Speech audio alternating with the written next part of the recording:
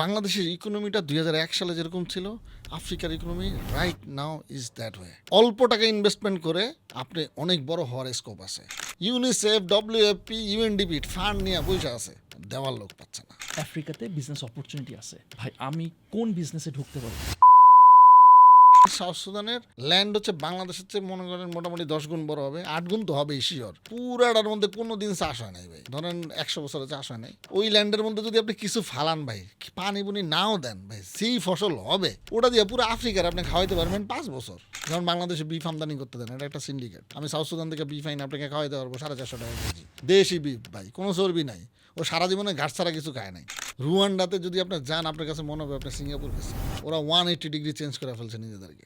2014 সালে ইমিগ্রেশনে আমি গেছিলাম, আমার অফিসের একটা ছেলে ডকুমেন্টে কি ঝামেলা হয়েছে, আমি গেছি। আগামী 1 সপ্তাহ তোমাদের ভিসা টিসা দিতে পারবো না। আমি কেন, কি হয়েছে? পরে বলে যে দেখো নোটিশ দেখো, 2টা দেশের নামে নোটিশ আসছে ডকুমেন্ট ফোর্জারি, একটা হচ্ছে বাংলাদেশ, একটা হচ্ছে নাইজেরিয়া। ভাই মান সম্মানটা থাকে। সুদানে অনেক লোক পাইছে যায়, এদেরকে সুইডেন বলে